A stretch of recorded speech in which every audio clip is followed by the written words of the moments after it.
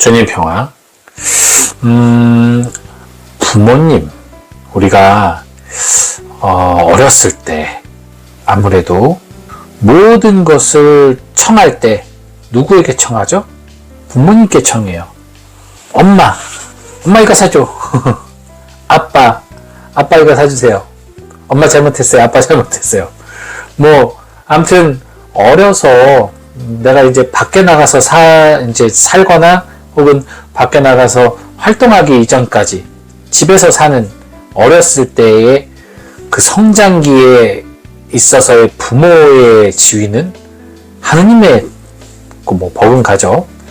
모든 것을 부모님께 요구하고 모든 나의 표현은 부모님과 관계를 맺게 돼 있죠.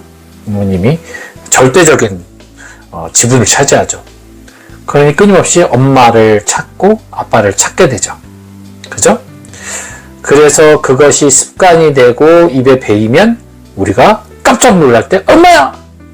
이러죠. 그리고 혹은 아이고 아버지! 이러잖아요. 그죠? 아마 여러분들도 깜짝 놀라 엄마! 막 이렇게 하잖아요. 아마 그러실 겁니다. 그만큼 어려서 가장 폭발적으로 언어가 성장하던 그 시기에 끊임없이 엄마 아빠를 부르고 살았기 때문에 그것이 가장 본능적인 어떤 놀라움이나 당황함의 상황에 이르렀을 때 자연스럽게 엄마 혹은 아빠라는 단어가 나옵니다. 그걸 내가 엄마야 그런다고 해서 실제로 엄마를 부르는 것도 아니고 실제로 그 순간에 엄마가 보고 싶은 거 아니잖아요. 그죠? 하지만 내 몸은 그 시절을 기억하고 가장 위험한 순간 나를 지켜주고 가장 고통스러운 순간 나를 보호해주었던 부모님이 내 입에서 자연스럽게 튀어나오는 겁니다. 그리고 우리 신앙심 깊으신 분들 중에서는 아이고 하느님 하시는 분들도 계시잖아요. 놀라면. 그분들은 왜? 평상시에 끊임없이 하느님을 불렀다는 거예요. 하느님을 되뇌이고 하느님을 생각하고 하느님에게 위로를 받고 하느님에게 치유를 받았기 때문에 아이고 하느님 할 수가 있는 거죠. 입에 뱉는다는 건 정말 중요한 거예요.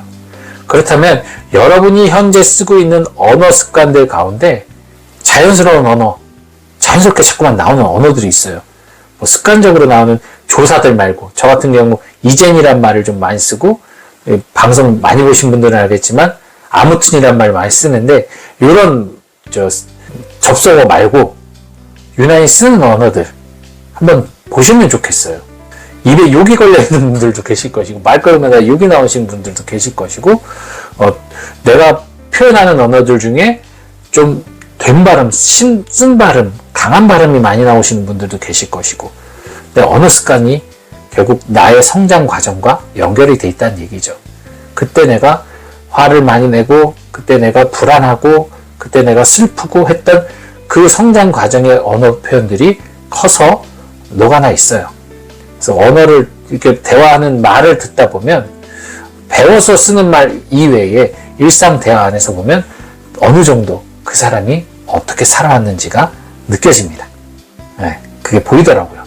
그래서 저는 그것을 스스로 검증하기 위해서라도 내 마음의 소리를 이야기해보는 연습을 여러분들도 해보셨으면 좋겠다는 생각이 들어요. 가까운 사람과 소통하면서 그냥 친구들하고는 격없이 대화하듯이 우아하고 고상 떨지 말고 나의 원래 모습을 감추려고 하지 말고 좋은 말 표현하려 하지 말고 한번 내가 어떤 내 마음 안에 내 성장 안에 과정 안에서 표현을 하고 살았는지 어떠한 감정을 갖고 살았는지를 한번 실험해 보는 것도 좋은 또 성장의 계기가 되지 않을까 싶습니다. 저 같은 경우도 제가 언어를 사용하는 것을 보면 억울한 느낌이 많이 들어요. 억울한 느낌. 뭔가 성장 과정에서 저는 억울함이 있었던 거예요. 실제로 있었어요.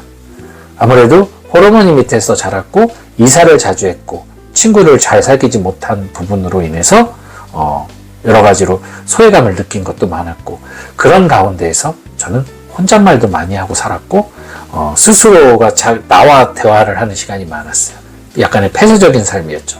그러다 보니 대화를 할 때 보면 상대방과 하는 대화가 아닌 일방적인 나의 이야기를 하는 대화가 많아요. 그 저의 언어 습관을 발견하는 거죠. 상담이라는 건 저에게 큰 도전이었고 큰 성장의 계기가 됐어요. 왜? 내가 말하는 것이 아니라 들어줘야 되는 정반대의 것을, 내 삶의 모습과는 정반대의 것을 살아가야 되기 때문에 들으면서 상당히 이제 처음에는 힘들었죠, 당연히. 하지만 들음이 또 다른 말이라는 것을 이제 알게 되면서부터는 들음도 힘들지 않게 되더라고요. 내가 말하는 것과 같은 거예요. 그 나의 마음을 상대방 안에서 캐치하고 들으면서 공감을 하고 할 때 내가 말하지 않아도 그의 입을 통해 나의 모습을 발견하기 때문에 결국 내가 말한 것과 같은 효과가 나오더라고요. 그래서 저는 그런 저의 언어 습관, 저의 말하는 표현 방법들을 통해서 이런 모습을 찾아내곤 했습니다.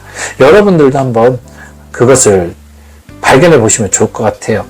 여러분들의 언어 습관 안에 여러분들이 성장 과정 안에서 결핍됐던 부분, 혹은 힘들었던 부분, 혹은 해소되지 않았던 부분들이 담겨있는, 예를 들어서 말끝마다 아유 정말 이런 말을 많이 하신 분들, 그분들은 진짜 그 아유 정말 못 때문에 죽겠네라는 그 뒤에 이야기들이 이 안에 칸칸이 쌓였다는 얘기거든요. 그냥 이런 것처럼 여러분들이 한번 언어 습관을 한번 살펴보시면 좋겠어요. 이 언어 습관은 어제 조아리의 창 이야기를 하면서 제가 드린 것처럼 나는 모르는데 남들은 봐요. 나는 내가 그렇게 말하는지 몰라요. 하지만 남들은 봅니다. 너 왜 그런 말을 계속하지? 너 평소에 말할 때 행동하는 게 이래. 그래서 그런 걸 잘 경청해 보시면은 좀 더 내가 나의 언어 습관 안에서 나의 성장 과정에 이 부분이 문제가 있었구나. 그렇다면 그것을 내가 이제 어떻게 단련시켜서 변화시켜서 새로운 언어의 습관을 키울 수 있을까라는 것을 고민해 보는 것도 상당히 우리의 성장 과정에 도움이 됩니다.